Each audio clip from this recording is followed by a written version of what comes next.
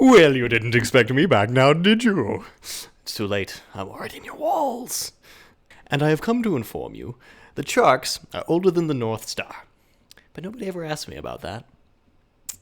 Instead, people always ask me about how I design my most successful games. So I'm going to break it down for you.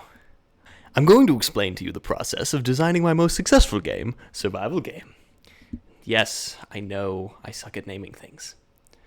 It was nominated for an Innovation Award, and at one point it was the 66... And at one point it had 66,000 concurrent players once we launched it, making it the 22nd largest game on the planet at the time. For like 2 hours on a Wednesday night. Don't take this from me.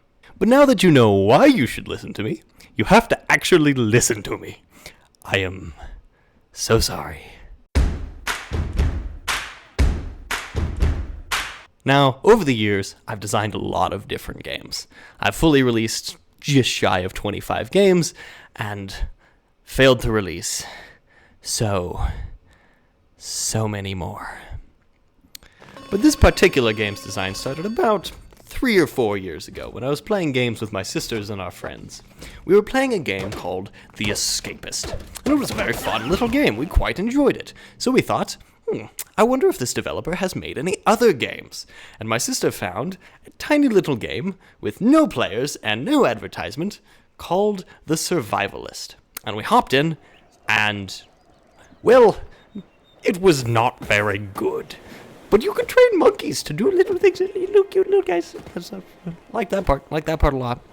But mostly it was really hard to control, and we were about to leave when I decided to craft something.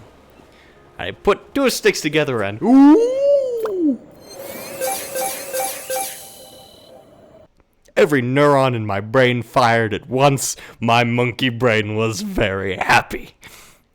Their crafting system was incredible. And it was enough to keep us in the game for quite a few more hours, before we figured out that the game hadn't ever actually been finished. But, boy, was that fun. No serotonin like putting 2 sticks together and unlocking a box with a satisfying noise. So I filed that little game design quirk away for the future. While it wasn't very good in the game it currently was in, I figured I could probably use it in the future in a better design. So many years went by, I published many other games, and I was wanting to change my philosophy and how I designed games. See, the most common way to design a game, the way most people design games, and the way I've designed games sometimes in the past, is to look at what's already successful right now, and then to add something to it, to add a cool feature, or setting, or theme, or all of the above, to make a nice variation on that existing game. And that does all right. Or if you're not very good at game design, you just look at a game and say, I can do that, but better. Don't do that. That always fails. Never do that. You need to add something to the concept, else you are doomed and you will starve to death. But I wanted to approach it with a new design. I wanted to do something that wasn't already successful. I wanted to see how well that would go over. So I started by researching games and genres and types of games that had been successful in the past, but weren't successful any longer. And I ran across the old type of game where you would survive, similar to Minecraft or Valheim, games where you would be dropped into a world, find crafting resources, you know what they are. And I realized that no one had made one of those, especially on Roblox, for many years. Valheim had recently come out, and it was a wild success.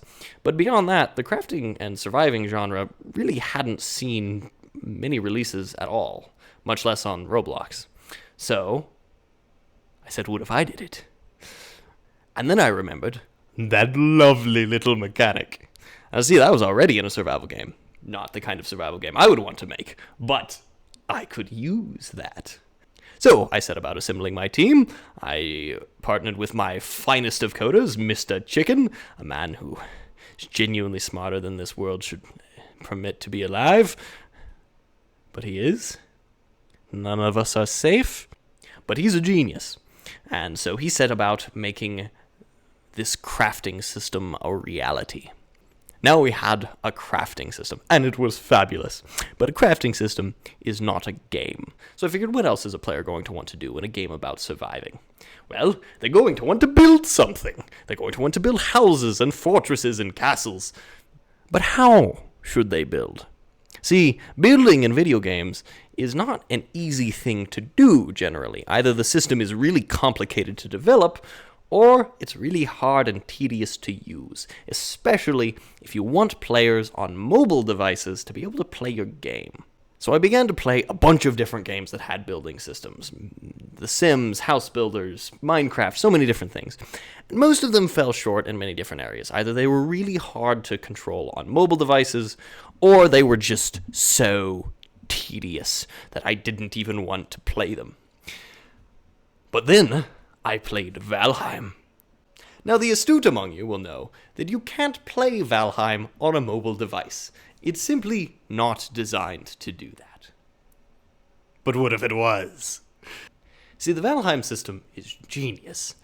Based on how a player tilts their camera, various building blocks can be snapped to certain other building blocks to create a very satisfying and not tedious way to build various buildings. So, me and the mighty Mr. Chicken set out to try and implement that on mobile. And it went fantastic. It was so much fun, so much nicer to use than any comparable system on mobile devices. And it was fun on computers too, that's also pretty important. So then we had a crafting system and a building system. Still not a game. So I began to do a bunch of research, deciding what kind of world I wanted. I ended up going with a medieval historical sense with light bits of fantasy in there to give me a little bit of freedom. I began to do a lot of research on what kind of crops and foods and buildings might be in a medieval era and designing all of them. And I went through the incredibly tedious process of balancing all of that, deciding how much everything should cost, how much damage things should do. If you ever want a video on all of that, do tell me. That is a whole other process on how to decide the stats and stuff of a game. But that's not what we're talking about here. No, you know. See, here we're talking about the design of a game, and the design ran into a notable problem. What does a player look like? Now, on a different platform besides Roblox, that might be an easier question to answer, but those who have played Roblox know that players come into Roblox with their already pre-made avatar. And importantly, they paid money for that avatar. They are attached to that avatar. They don't like it when you take that away from them. They get very, very angry. But on the other hand, they can do hideous things and absolutely destroy the game with their insane and terrifying creativity and malice towards the universe and me. But more importantly, the deciding factor was that we needed players to instantly be able to look at another player and understand how dangerous they were, looking at the level of armor they were wearing. And we couldn't do that if we left them with their default characters. So we didn't. We replaced it. I did a bunch of design on armors, a lot of research on what types of armors looked like what, and built that out into a system. We also needed to build a pretty robust cosmetic system to allow them to customize themselves to look more like how they might like, so they don't just all feel like they're clones of each other dropped in a medieval world. So once that was designed, I populated the world with a bunch of different things, and we had the beginnings of a game. And we began to test that game. And it just wasn't very much fun. See, we were lacking any kind of social interaction. You could go hunt, you could do different things, but you were so alone. But see, that's a pretty easy problem to fix, I figured. You could build kingdoms of different players who would all play together. You could have kings ruling over serfs and knights and whatever they might want. So I began to look at other games, see, has anyone else made a system like this? And someone had. Why, the old game Booga Booga had made something similar to this. Now, I hadn't taken much other design inspiration from them, but I loved their tribe system. It was so simple to join a tribe and play with other players. But it was lacking a lot. So I took that design and I expanded upon it. Let players design their own banners, their own kingdom names, let them import custom images and design different things, assign roles to players in their kingdoms, and just in general, be a society. And that went fantastic. Players loved it. So we began to play test more, and we found the game was quite fun. Very fun. Players were really enjoying it. I was enjoying it. And then my sister had a wonderful idea. See, she had the hypothesis that players were simply not being able to specialize themselves enough, that they weren't contributing to the societies they were part of. They wanted to have a specialty. See, they could call themselves, a farmer or a woodcutter or a hunter, but there wasn't anything really distinguishing them from anyone else in the kingdom. So what if, instead of just being superficial, we built a system into that? A skills system, if you would, where the more you did a certain task, the better at that task you became. It was a brilliant idea. And players loved it. To be able to specialize into certain fields, to be better at another player than something tangibly, why, they loved it. It built cohesive societies where players would organize into various guilds and groups based around certain resources and the skills they might have. It was fantastic. It added a wonderful layer of depth to the game. And then we only had one final problem to solve, which is how consequential should death be? And beyond just a philosophical argument, that actually had tangible gameplay effects. See, in most survival games, if you die, you lose everything. But that's not very much fun, and we found players were leaving very quickly.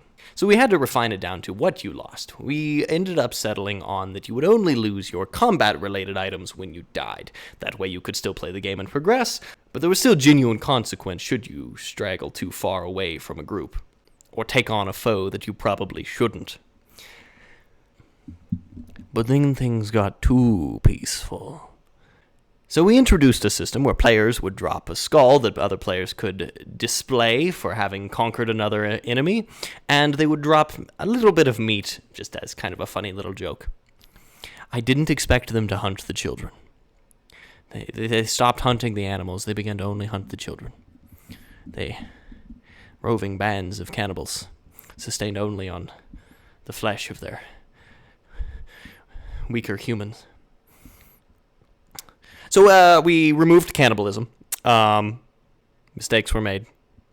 I acknowledge this. It is certainly somebody else's fault. But then we had a game. A successful game. A very successful game. It was a lot of fun. After a lot of iterations and testing, we released it. It took a few weeks to climb and get advertisement, and it did incredibly well. To this day, it's still one of our most well-performing games. And that's the logic behind most of the decisions made in the design. But I'm leaving out a very important part. Probably one of the most important parts, which isn't what we did, but rather everything we didn't do. See, in the original design for the game that I had created, there was a lot more to it.